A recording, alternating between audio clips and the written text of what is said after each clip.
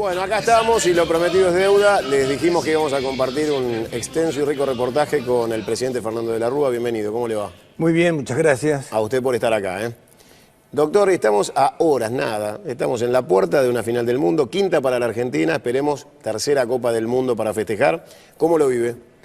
La gloria ya está y ahora sería el máximo y tengo mucha confianza. ¿Está confiado? Va a ser un partido cerrado, pero si México lo tuvo hasta el final del partido, hasta 3 minutos antes, ganando, ¿por qué no nosotros? Pidiendo la hora estaban. Si uno examina la historia de los partidos con Alemania, encontramos lo del 90, que nos lo robaron con un penal inexistente. Y lo de Sudáfrica, en esto hay que tener cuidado, esos pases largos que van a la espalda de la defensa. Por eso tiene que ser un partido más consolidado. Más están jugando más al piso ahora, están más sudamericanos, no tienen tanto pelotazo. Eso es lo que a mí me gusta, porque el pelotazo por arriba siempre es la incertidumbre. Si empiezan con los pelotazos, quiere decir que estamos bien, porque no le funciona el esquema que usaron con Brasil. No, pero yo hablo de los pelotazos. Los nuestros. Nuestros, a mí me gusta también. Por abajo. El juego. En fin, yo tengo gran confianza, gran esperanza. Y si no, la gloria de llegar a la final ya está. Jugamos 7 partidos. ¿Qué tal? En la política no se juega tan limpio con el fútbol a veces, ¿no? Hay muchas picardías, egoísmos. ¿Cómo era aquella vieja palabra que se usaba? Añagazas. Creo que hay que ir más de frente, más franco, más claro. Y los gobiernos tienen que tener más apertura al diálogo. No son los dueños exclusivos, son gobernantes transitorios del país. Y entonces tienen que saber convocar a otros, oír opiniones. Pero acá parecería que todo el resto dice macanas y solo ellos tienen razón y estamos en situaciones graves. Imagínate, acá se está pasando deuda para el futuro que vamos a tener que pagar todos por lo de Repsol, por el Club de París y no sé qué pasará con estos holdouts o fondos buitres. Importante ahí que no se caiga en default. Yo sé la tragedia del default. Lo hemos visto, se habla del 2001, es cierto, pero no lo declaré yo, porque toda mi lucha en el gobierno fue evitar el default. Y por eso, medidas hasta dramáticas que debimos tomar, porque sé la consecuencia que tiene. Argentina en su historia no registraba más que un default allá en los inicios de la nacionalidad, con el empréstito de la Baring Brothers, hasta que eso se arregló. No se puede caer en default. Hay que arreglar las cosas y ojalá que se encuentre el camino. Lástima que no llamen a algunos que opinen y aporten ideas. No digo exministros, pero sí gente técnica que puede contribuir. Acá hay una estrategia de atacarlos a los fondos buitres por el frente interno y hablar para el frente externo con el riesgo de esa cláusula que puede llevar cualquier mejora a los que entraron en el canje, a favor de los que entraron en el canje. Es una situación delicada, pero que se veía venir con el tiempo, conociendo la jurisprudencia y los criterios de los tribunales de Estados Unidos. Ahora, doctor, el gobierno, cada vez que puede, hace presente la idea de que esto es responsabilidad suya, porque habla de megacanje y habla de blindaje, y dice esto es la herencia que nos dejaron. Pero eso es una superficialidad, algo ridículo, es como si no hubiera acumulado deuda el gobierno de Menem, como si no se hubieran tomado créditos también con Alfonsín, como si no hubiera el gran endeudamiento que venía del gobierno militar. Mire, el megacanje fue una medida necesaria para ganar tiempo, para salir de un vencimiento y evitar el default. Lo más...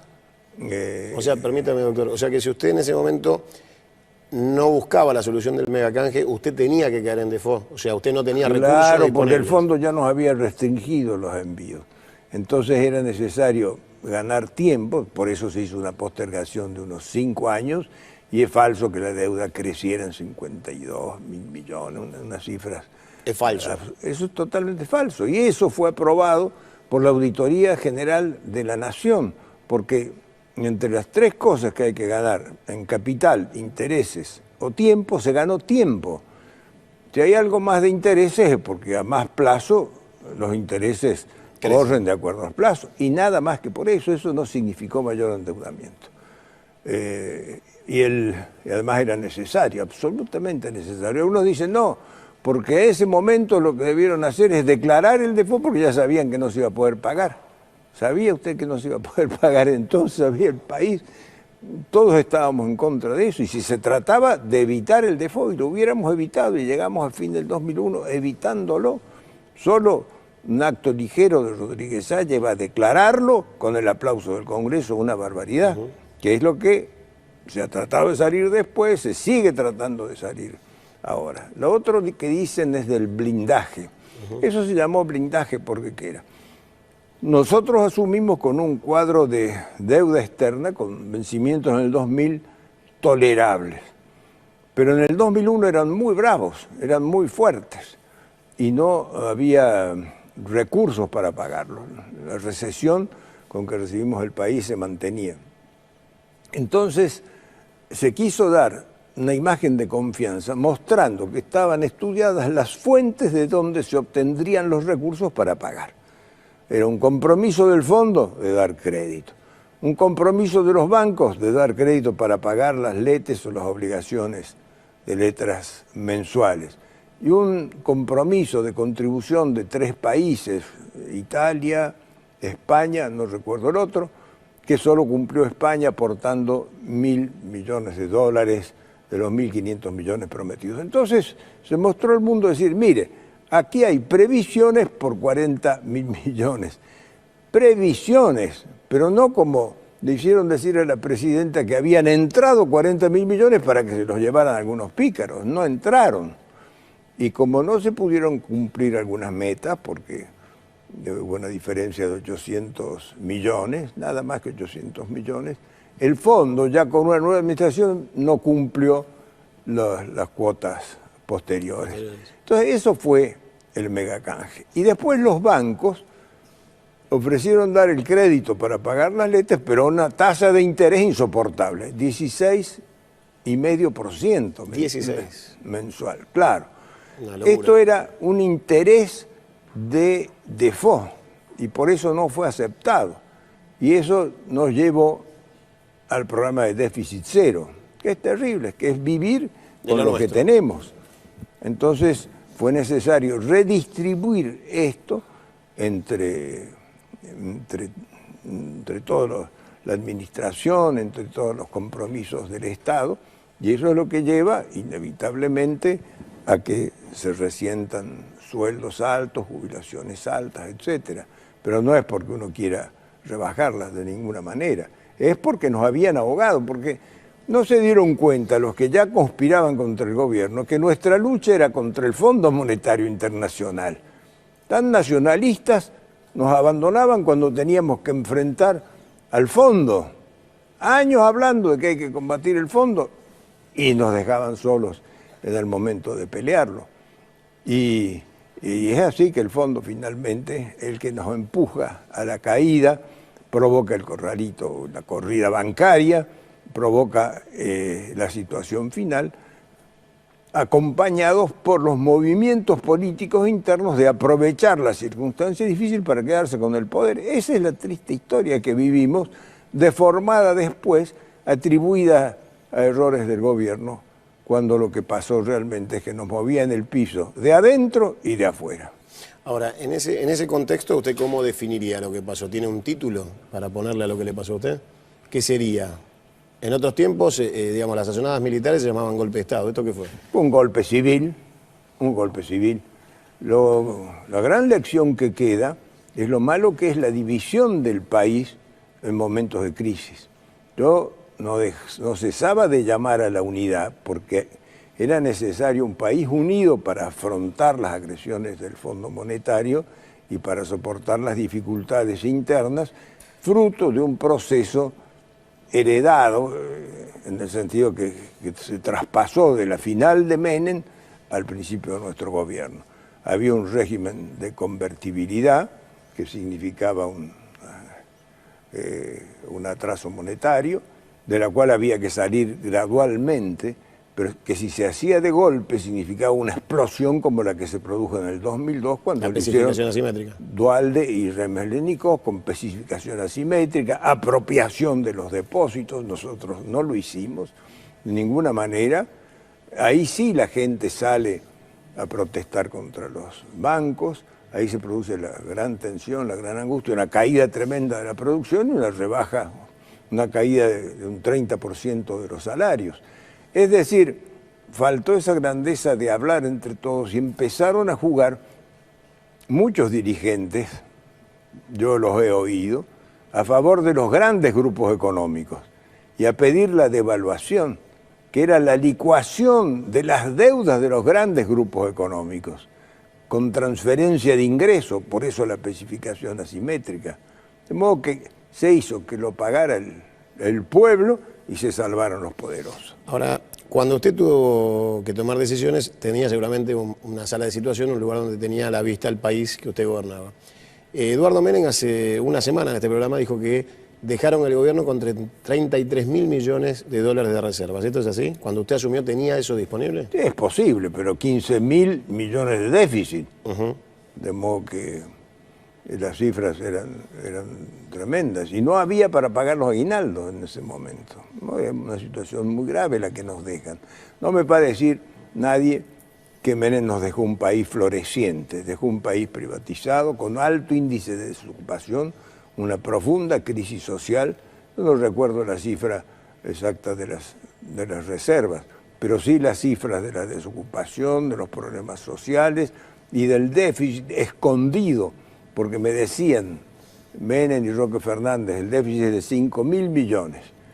Después reconocieron que era 10.000 millones, pero en realidad era de 15.000 millones y lo enjugaban con la venta de la acción de oro de YPF a Repsol, que es un tiro para una sola vez, pero que después no se la tiene más. Entonces arrancamos con ese déficit y un sistema de convertibilidad que exigía equilibrar el presupuesto en lo posible. Y ahí empezamos a hacer esfuerzos en ese sentido ante un país muy demandante, porque estaba urgido por grandes necesidades. Una de las primeras medidas que hubo que tomar fue pagarle a los docentes para que se levantara la carpa blanca. Y como eso, otra cantidad de situaciones muy graves, poner al día planes y programas sociales que llegaran a todos, con las provincias llenas de necesidades, de planes precisando planes trabajar, y una recesión, que esto es cierto, que la región estaba en recesión, Estados Unidos se había enfriado la economía y lo mismo en Europa, así que era muy difícil salir adelante. Y en el 2001 se agrega el episodio de las Torres Gemelas, que trae otra crisis mundial y complica las economías. Y ahí es donde el Fondo Monetario se agarra de un pretexto absurdo para decir que no era buena la recaudación fiscal. ¿Y qué va a ser buena después de la tragedia de las Torres Gemelas, que había resentido la economía, habían empezado a salir capitales? Y que por eso frenaba el nuevo libramiento, que era solo de 1.200, 1.300 millones. Y con eso provoca todas las consecuencias que vinieron, que fue una corrida bancaria, lo peor que le puede pasar. Esto del riesgo país medido, puede ser la tasa de interés que se pagaba, pero ahí era una jugada también de las grandes calificadoras de riesgo. No lo digo solo yo, el gobierno norteamericano salió a investigarlas. Jugaban con eso para deprimir el valor de los papeles de la deuda argentina. Y ahí debe haber comprado muchos de estos holdouts que compraban cada vez a precios más bajos. Y ahí llegamos a era la maniobra de las calificadoras de riesgo, porque, ¿sabe qué pasa? El mundo entró en una era de globalización, sin reglamentación, sin regulaciones. Entonces se producen toda clase de abusos, como estos, que son algunos, lo de los papeles especulativos, el movimiento de capitales, el movimiento de los mercados que hackean a un país y lo ponen en una situación insostenible. Entonces eso es lo que le ha faltado al mundo, una regulación global que los grandes países no la quieren. Yo recuerdo haberlo hablado con el presidente del Banco Europeo. Decía, no, de ninguna manera una regulación. Lo oíamos al secretario, al jefe de la Reserva de Estados Unidos, ninguna regulación. ¿Y qué le pasó? que bajo sus pies estaba el tema de las famosas hipotecas y se le vino abajo todo y se produjo la crisis del 2008. La burbuja financiera. Entonces nos encontramos con que algunas medidas hay que tomar, lo que pasa es que ese hiperliberalismo no quiere nada, pero son regulaciones sencillas, de información, de poder controlar la veracidad de los que influyen directamente en la economía del mundo o de los países en particular. Entonces esto es una cosa de propaganda porque les suena fácil. Hablar de blindaje, hablar de megacanje son palabras que se recuerdan. Pero yo podría decirle todos los créditos que tomaban en la época de Menem, donde para cualquier cosa, para el funcionamiento del Estado, se pedían nuevos créditos y era la época de la Jonquière, donde calificaban a Argentina como el mejor alumno y le daban todo lo que pedían. Pero a mí me tocó la época brava, cuando ya el déficit estatal era altísimo, porque se sumaba la nación y las provincias, y entonces había que pelearle de otra manera, había que luchar frente a aquella realidad en que habíamos recibido. Entonces el megacanje fue una decisión inteligente para mostrar un sentido de responsabilidad, pero nadie nos dio 40.000 millones, eso no se llegó. No existieron los 40.000 millones de billetes uno arriba del otro. Y el famoso megacanje fue ganar tiempo, ganar 5 años. Y la Auditoría General de la Nación lo aprobó, porque dijo, sí, se ha ganado un plazo.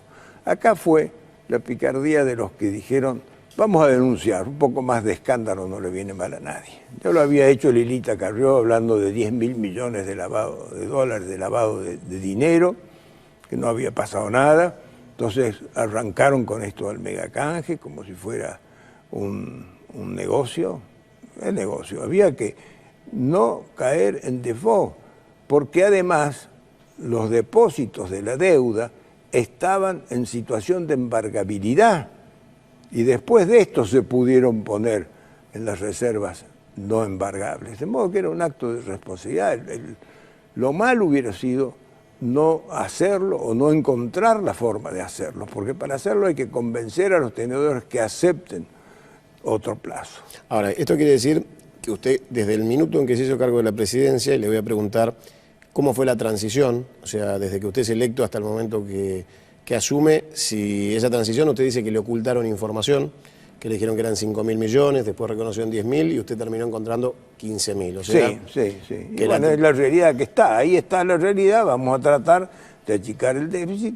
Nosotros en el año 2000 bajamos en 3.000 millones el déficit. Bueno, fue un esfuerzo, pero es un esfuerzo en un país demandante de mayores recursos. Pero no fue una transición ordenada, porque le mintieron.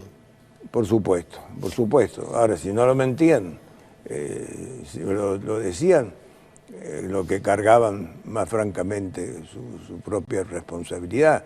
Cada uno a su tiempo ha tratado de dibujar las cuentas. Nosotros no, porque las cuentas estaban ahí en rojo y golpeaban, y golpeaban efectivamente.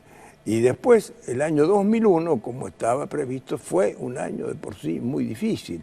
Era cuanto más precisábamos el apoyo de los organismos internacionales. Pero estos republicanos habían venido con la idea de aplicar el principio del riesgo moral, que cada uno se arregle con su propia responsabilidad y con lo que debe. Lo que aquel secretario del Tesoro decía, ¿por qué los contribuyentes, los carpinteros y plomeros norteamericanos tienen que pagar las deudas de los argentinos? Era eso.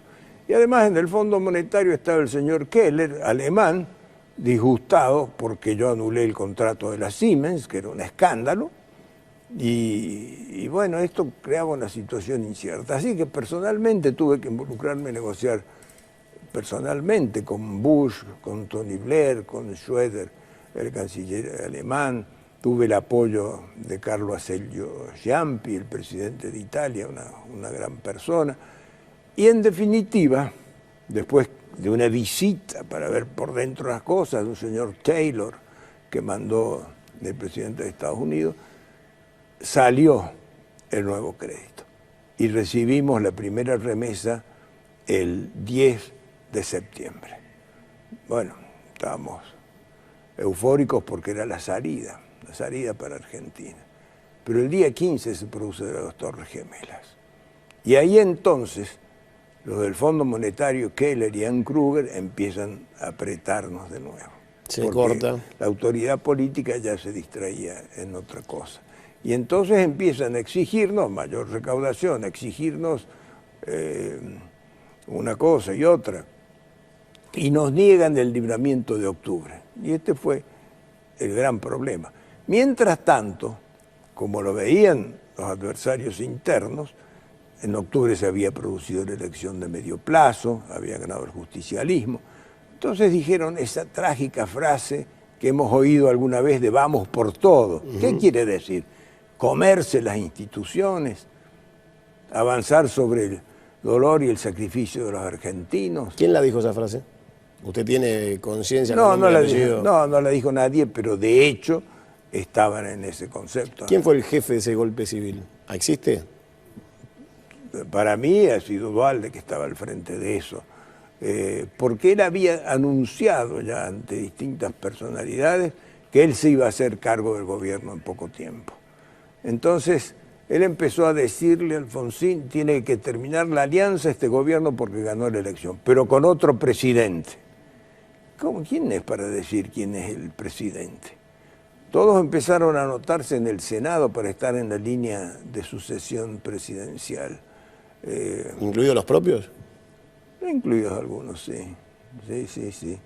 Sí, porque como me dijo Corach, andaba ofreciendo a varios la posibilidad de ocupar la presidencia.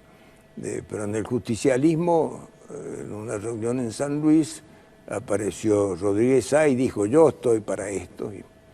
Y se fue elegido, pero no era el candidato, porque él no quería devaluar.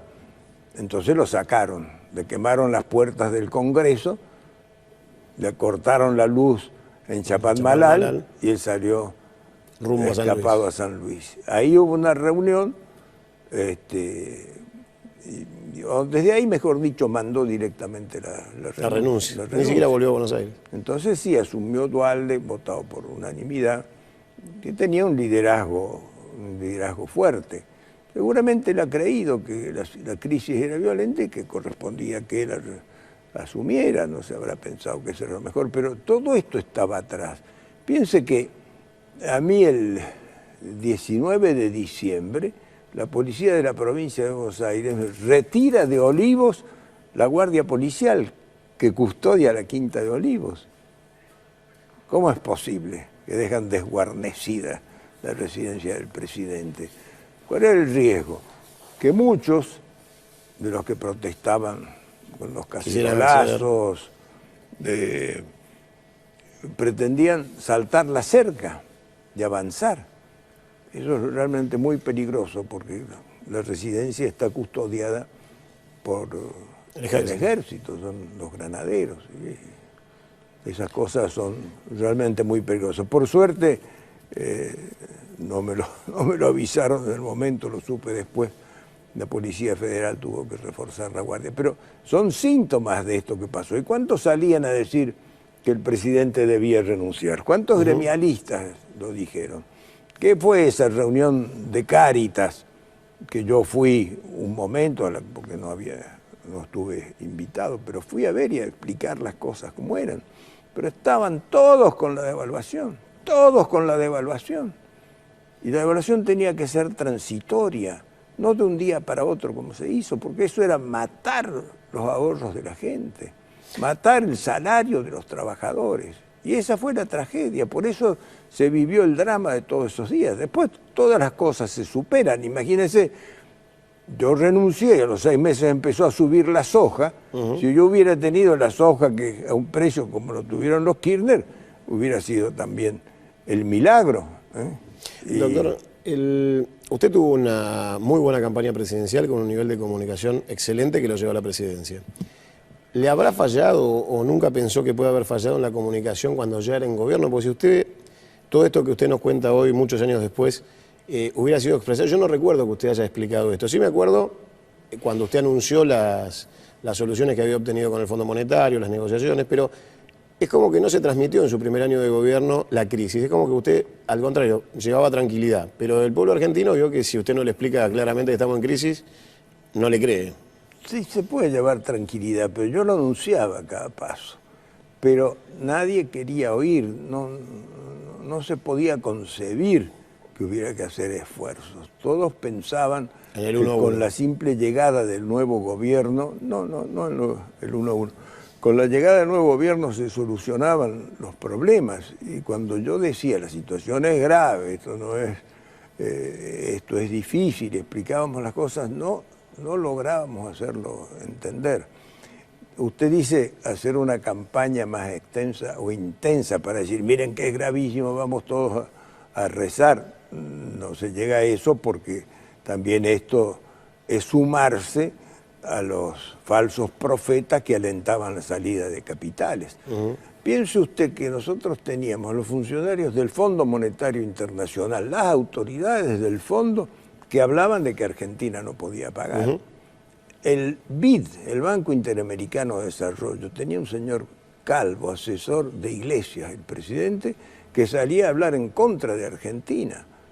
Esto le reclamamos porque nosotros somos socios directos.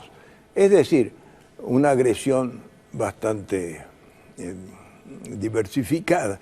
Y eso sumado a cuantos economistas argentinos que eran los falsos profetas del fracaso. ¿Qué alentaban con eso? La salida de capitales.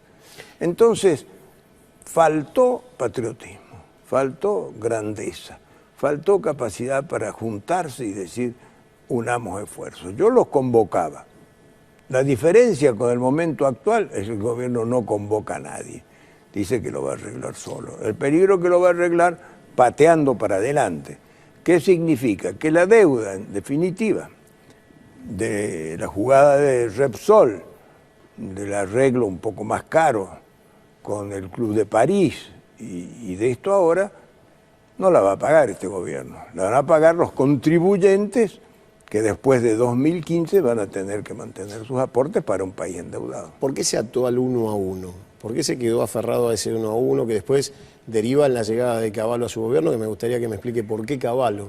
Porque uno lo asocia al radicalismo, a un partido centenario. No es que uno se aferre. Mire, yo antes de ser elegido presidente, planteaba a mis asesores el problema de la convertibilidad. Digo, esto es como una soga al cuello, algo inmóvil. ¿Cómo hacemos con esto? ¿Cómo vamos? No se puede tocar. No encontraba un economista que lo aconsejara. Ahora aparecen muchos después, pero cuidado, de un proceso como ese se sale con equilibrio fiscal y en una forma gradual. Entonces no produce lesiones. Si usted lo hace de golpe es un estallido, es una quiebra. ¿Y qué pasó en el 2002 cuando lo hizo Remeslenikov y Duhalde? Que eso fue una quiebra brutal. Remeslenikov, que nosotros habíamos hablado con él para saber cómo veía las cosas, en un reportaje decía, bueno, hicimos esto, pero él no aguantó. Él le dijo a Duhalde, mirá negro, yo me voy. Se fue y entonces vino la baña, pero ya el sacudón se había producido. Esa es la crisis de esos años.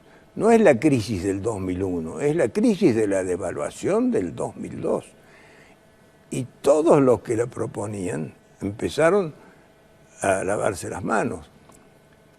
Hugo Moyano, Techín, que de los empresarios era el primer impulsor, y otros, y no, esta devaluación es un desastre, esto nunca es lo que pensamos. Nadie tenía que ver con la devaluación. Bueno, después, sobre el dolor del pueblo, fueron calmándose las aguas hasta la tragedia de Puente Pueyrredón y la entrega anticipada del gobierno por parte de Duhalde, donde llega el presidente Kirchner. Pero ya llega beneficiándose con los aumentos de la soja. El trabajo sucio estaba ahí. Y él dice, vamos a pagar los incendios. Está bien, sí, incendios habían ocurrido, pero el precio de la soja salva al país todos esos años. Lo incomprensible es que se agreda al campo, que es la fuente productora de los recursos para salvar la economía nacional. ¿Usted cómo vivió esos días en que tenía que gobernar esta crisis con la gente en la calle. ¿Cómo empezó a percibir usted que la cosa se descontrolaba? ¿Cuándo fue el momento donde usted supo o percibió que la gente ya estaba en una actitud de desahogo que lo llevaba a usted a estar cada vez más solo? Mire, durante mi gobierno no hubo problemas de piquetes o piqueterismos. Nosotros teníamos diálogo con todos los sectores, donde había necesidades las atendíamos, estábamos permanentemente comunicados. No había ni obstrucciones de tránsito, ni piquetes, ni delitos de secuestro, era otro el clima de seguridad que se vivía. ¿Y en los últimos días? Donde manifestaciones hubo por unos 7, 8 paros nacionales que hicieron. El principal era Moyano, después ya Moyano se juntó con Daer, después también Barrio Nuevo, que decía que el gobierno tenía que renunciar. Empezaron a crear ese clima. Duhalde decir el presidente está medicado, un disparate. Bueno, acá estoy. Y en esos días aparecían por la televisión invitaciones degradantes para desdibujar la imagen en momentos que hace falta mano firme y decisión, mientras yo estaba inmerso en la negociación con el fondo, que significaba comunicaciones y discusiones telefónicas permanentes. Pero yo veía que el frente político atrás se desarticulaba y era difícil mostrar el país unido que hacía falta para eso. Le estoy contando la historia real, no lo he contado antes de esta manera, pero es importante que estas cosas se sepan. Y entonces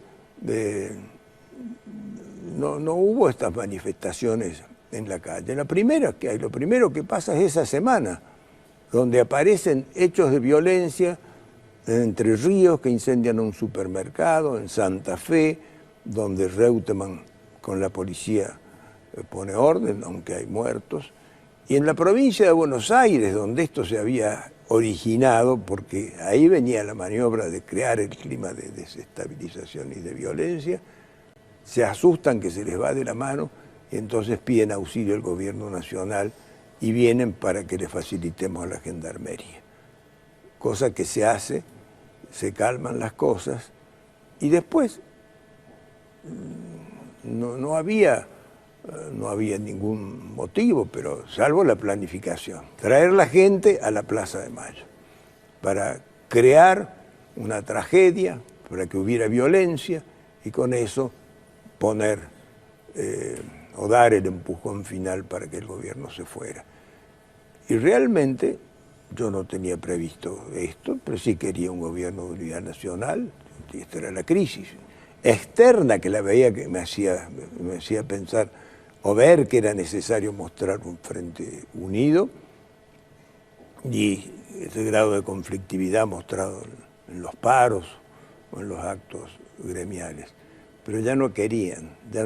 Entonces es cuando esa tarde doy el mensaje llamando a la unidad nacional y el senador Maestro, presidente del bloque radical de senadores, me llama por teléfono y me dice que han hablado con Duhalde, que no hay ninguna solución y que ellos piensan también que no hay otra solución que la renuncia.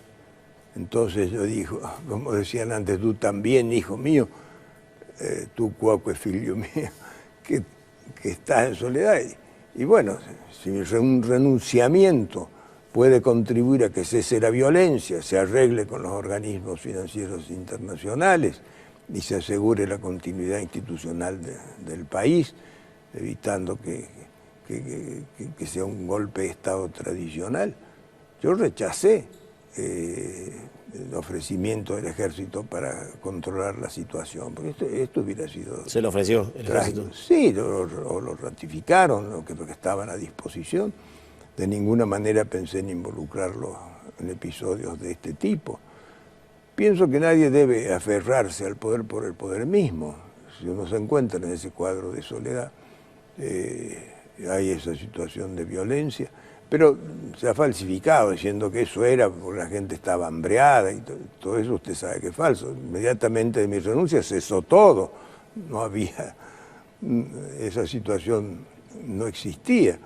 Usted sabe que los grados de pobreza o de pobreza extrema durante los últimos meses de gestión de mi gobierno eran mejores que los que se exhiben ahora después del milagro económico o del modelo exitoso.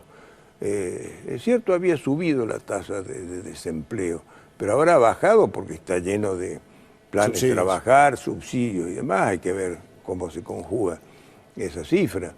Quiero decir que desaparece ese motivo ¿Y por qué del hambre. Presidente? ¿Por qué Cavallo?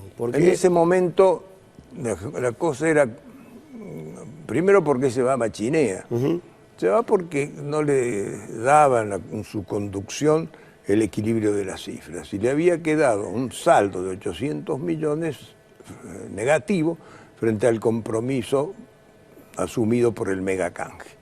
Entonces, él quiere irse, se va con su equipo. En algunos influyó la renuncia de Chacho Álvarez, porque algunos lo simpatizaban. Lo llama López Murphy, y López Murphy incluye en el ajuste, o más que ajuste, reducción de gasto para el equilibrio presupuestario, temas de educación, que no eran graves porque era en realidad que el incentivo docente, en vez de seguir pagándolo a la nación, lo pagaran las provincias, como establecía la ley. Y que un crédito de 100 millones de la Universidad de Buenos Aires no se renovaría teóricamente y se modificarían las cuentas.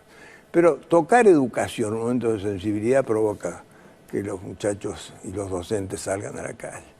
Entonces, la gran reacción dentro de la alianza fue contra eso, contra ese anuncio. Y López Murphy por eso se va a los 15 días de haber asumido. Nadie quería hacerse cargo, eran momentos muy difíciles para el país. Y la opinión pública en general pedía por Cavallo, que venía con prestigio, había hecho una gran elección en la ciudad, había sido candidato a presidente, y en el fondo pensaban, si la convertibilidad es un problema, él que fue el autor podrá resolverlo.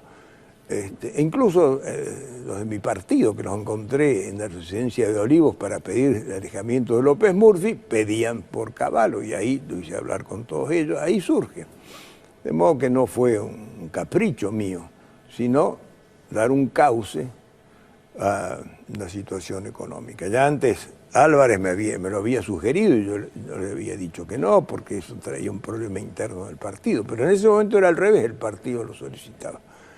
Y Cavallo empezó con políticas proactivas, los planes de competitividad, negociaciones con el fondo, etcétera. Pero vuelvo a decirle, cuando falta el financiamiento, cuando faltan recursos, cuando la recesión se acentúa, los resortes económicos, por más teoría que se aplique, no producen los resultados esperados. Entonces se busca el culpable, se lo señala a él y de reflejo al presidente. El vicepresidente parece ser un estigma de la democracia argentina. Usted le tocó. ¿Vio? Parece que estamos condenados. No, pero hay casos. Víctor Martínez fue un gran vicepresidente. Alfonsín. Sí, claro. Y Perete de Iría. Y bueno, Menem, los dos se fueron a la provincia después, pero por lo menos no le trajeron tanto problema. Ahora, a usted, Chacho Álvarez, le trajo una crisis terminal, le genera el inicio de una imputación de corrupción que usted termina con un juicio hace pocos días atrás. ¿Qué sensación tuvo el día que percibió que Chacho Álvarez lo acusaba de corrupción a usted? Bueno, pero eso no fue en ese momento de ninguna manera. Él separó, hasta en su renuncia separó perfectamente las cosas. Es más, en su renuncia él no habla de corrupción. Él habla de... La Banelco. No, tampoco. Él habla de modos de investigación. Él, como era presidente del Senado, donde teóricamente habrían ocurrido los hechos, pide la renuncia de los presidentes del bloque. Y quería que en espejo, también en el gobierno, yo pidiera renuncias de los que podían ser sospechables, no sospechados, sospechables, uno porque era ministro de Trabajo, el otro porque estaba en la CIDE. Entonces, la diferencia era que en el Senado aquellos habían sido llamados a indagatoria, en el gobierno nadie había sido llamado a indagatoria. Entonces, cuando esto pasa, él dice que esa discrepancia lo deja mal a él. Bueno, ese es el punto. El tribunal se lo pregunta en el juicio. Ahora en el juicio oral. Sí, dice, pero usted tenía algún motivo para sospechar de Flamarí, que usted tenía comprobado que él fuera autor de... No, pero él era ministro de Trabajo. ¿Y de Santibáñez tenía alguna comprobación? No, de ninguna manera, pero todos decían que si hay algo, la plata sale de la CIDE. Es decir, un asunto muy chismoso, ¿me explico? Como fue toda esta historia, una historia que se anuda, que la largan así, como una cáscara de banana, pero la toma mucha prensa, la infla, y esto se convierte en un problema nacional, cuyo origen fue ese anónimo, leído por Álvarez en una comisión del Senado, casi se oficializa, y leído después por todas las radios en todo el país, le da visos de verdad, porque era como un cuentito. Entonces la gente cree, esta es la mentira especular, la gente está dispuesta a creer que en el Congreso haya maniobras, y ahí cree, y cada uno lo asume. Hizo mucho daño, pero no a la presidencia. La gente de ninguna manera creía que el presidente tuviera que ver. Yo rechacé que eso hubiera salido del gobierno, pero después se reinventa la historia en 2003 y con un complot que el tribunal ordena investigar, aparece Pontacuarto a decir que él llevó la plata, que se ha demostrado que es un fabulador, un embaucador y que todo esto ha sido un invento. Ahora, yo me he tenido que pasar 14 años con esta cruz, el país deteriorada su confianza en las instituciones y la democracia puesta en crisis. Esta falta de responsabilidad en el planteo de las cosas debe ser tenida en cuenta. Porque hay muchos que por haberlo dicho antes no quieren desdecirse ahora, les falta grandeza para decir, por lo menos, me equivoqué o pude equivocarme, sino que reinician el mismo círculo de rumores y especulaciones. Sí, hay un fallo, pero no será que... Así empezó la historia. Entonces, respetar la justicia es la base del sistema republicano.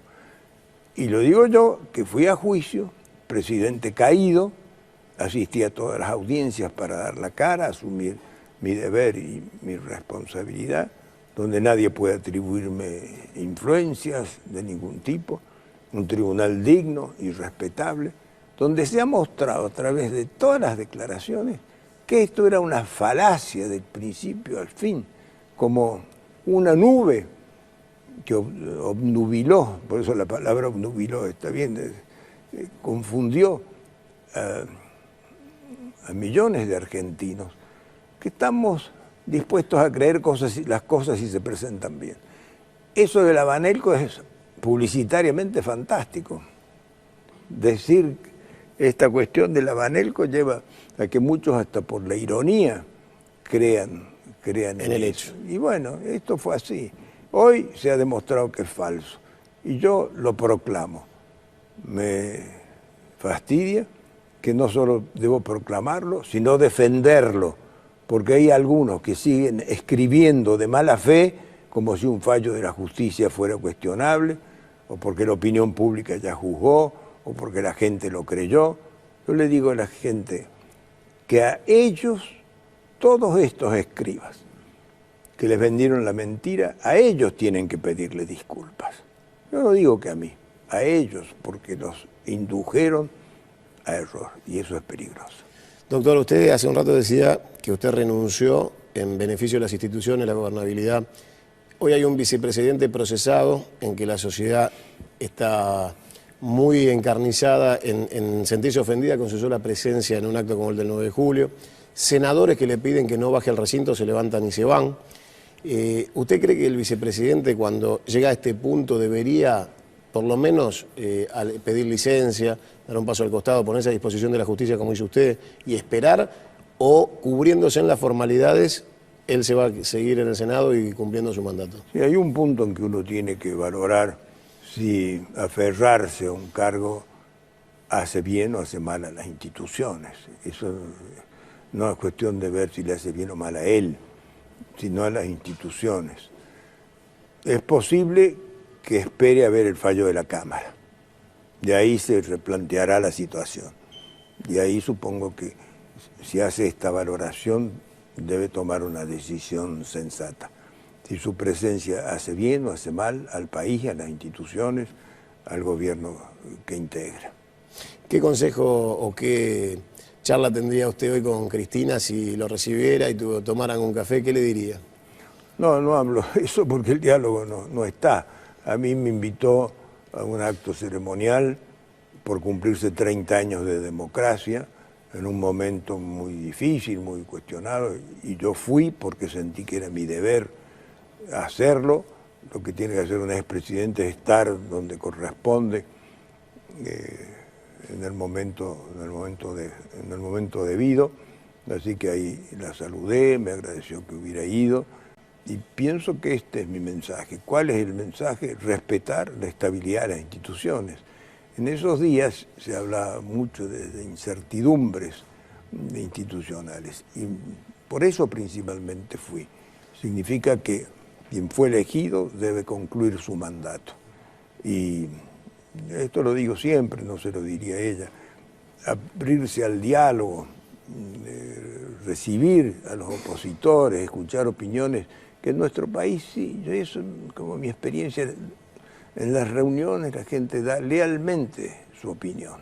Ahí desaparece la insinceridad, que en cambio se ostenta demasiado cuando se habla en público. Entonces, eso sería benéfico para el gobierno y para el país, donde la gente quisiera menos conflicto, porque estamos inmersos en una conflictividad tremenda, hasta en la calle, hasta en el tránsito, hasta en la lucha contra la burocracia. Eso mostraría que hay capacidad de diálogo, de tender la mano, de asumir problemas que son serios y que hoy está visto nos van a repercutir después.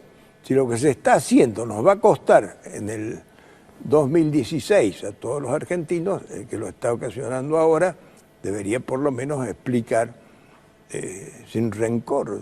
Sin rencor quiero decir ese rencor que viene porque son adversarios circunstanciales. Como decía Alfredo Palacio, la oposición es necesaria, es como el aire que sustenta el vuelo de los pájaros o el vuelo de los aviones, ¿no? Le hago las dos últimas, presidente. Estamos ya a poco tiempo, un año de una elección que va a renovar una vez más el gobierno, un nuevo presidente vendrá. Este gobierno afronta un año difícil en lo económico, la inflación crece, tienen el problema de los hold down, tendrán que solucionarlo, caeremos en default, que es lo que usted quiso evitar y nos cuenta hoy y nos narra. Pero hubo un día en que usted se fue y en ese momento yo quisiera que usted me cuente qué sintió cuando se subió al helicóptero y se empezó a alejar de la Casa de Gobierno. ¿Cuál es el recuerdo que usted tiene de ese momento? El recuerdo del momento en que usted abandona la Casa de Gobierno. ¿Qué sintió, qué recuerda de aquel minuto? Esa sensación de haber hecho todo lo posible y más también. ¿Se fue tranquilo, sereno con usted mismo ese día? Sí, de haber entregado todo para hacer lo posible y lo imposible para sacar al país de esa difícil situación. Cuando vi que no contaba con apoyos para continuar, que continuar solo sería el precio de la violencia, de nuevos enfrentamientos, ir a pelear en el Congreso un juicio político, confirmé que estaban lanzados. Porque le voy a contar una cosa, de 2 meses antes, en todas partes me decían, vienen por todo. Esta frase que usted me preguntaba, ¿qué quiere decir vienen por todo? El peronismo viene a tomar el poder, van a largarse a tomar el poder. Y yo lo oí tantas veces y le decía, por favor, explíquenme cómo va a ser. Porque nadie me explicó estas maniobras de la calle, esta violencia planificada. No me lo explicó la CIDE tampoco, ese informe no lo teníamos. Pero sí el propósito de hacerse del poder. Entonces, hubiera significado ahondar esos desencuentros. Y bueno, si ya habían preparado todo y venían así, que se hicieran cargo a ver si lo resolvían mejor. Se ve que estaría yo equivocado, pero con una sensación de haber cumplido con mi deber y puesto todo el esfuerzo. Y ya que menciono el helicóptero, quiero decir que yo no me fugué, yo no me fui a ningún lado extraño. Todos los días iba y venía en helicóptero, que por suerte este es el nuevo modo de desplazarse los presidentes para evitar los problemas de tráfico que había cuando cortaban la calle.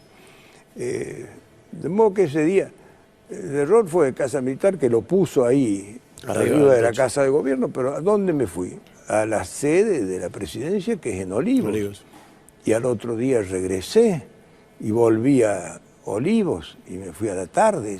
Yo no tenía por qué huir de nada, ¿no? Pero se ha jugado con eso también, un país de imágenes, Abaneco por allá para... el helicóptero. El helicóptero que se fuga.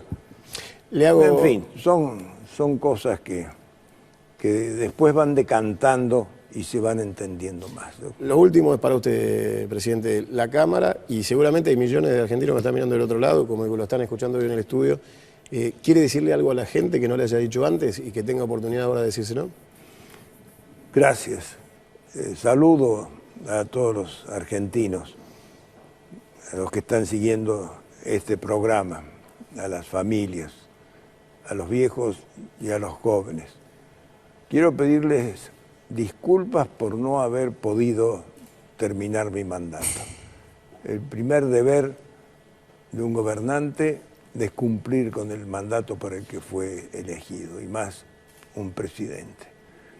Y si no lo hice, fue porque pensé que mi persistencia, mi obstinación podía provocar daños mayores. Quiero decirles que cometí errores, me disculpo también por ellos, pero que fue en el marco de una lucha tremendamente difícil, donde, hoy lo han explicado todos, era como una tormenta perfecta, todos los factores operaban en contra, internos y externos, y tenía enemigos poderosos afuera y adentro. Créanme que he hecho todo el esfuerzo imaginable, humanamente posible, para mejorar las condiciones del país. No dieron los tiempos, a poco de mi renuncia empezó a cambiar la situación internacional, todo hubiera sido distinto. Recojamos la lección que por una crisis económica transitoria no se derrocan los gobiernos, porque hay fluctuaciones en la economía y lo que es malo en un momento cambia y mejora después. Se ha hecho un daño de difícil reparación al interrumpir la vida institucional del país, al traer la violencia, cuando los organismos internacionales actuaron en contra de lo que debe ser, que lo que hicieron mal con Argentina no lo han repetido después en ninguna parte, y todos esos funcionarios hostiles han sido excluidos. Trato de explicar las cosas porque es importante recoger la experiencia de la historia. Yo no quiero una reivindicación personal ni aspiro a nada. Ya a lo largo de mi vida y en mi carrera política hice todos los esfuerzos posibles. Considero un honor haber sido presidente, haber contado con su confianza y poder darle esta explicación y este comentario y este mensaje de esperanza que pasa por encima de las dificultades del tiempo presente, porque tenemos graves dificultades y estamos conflictuados. Hay una situación de nerviosismo y de inquietud en el conjunto de los argentinos. Pero tengamos fe, porque en la vida de las naciones vienen los tiempos de cambio para bien. Lo que debemos aprender a consolidarlos en el diálogo, en la paz, en el respeto entre todos, en la vida en democracia y en libertad. Muchas gracias. Doctor, presidente, muchísimas gracias. Muchas gracias.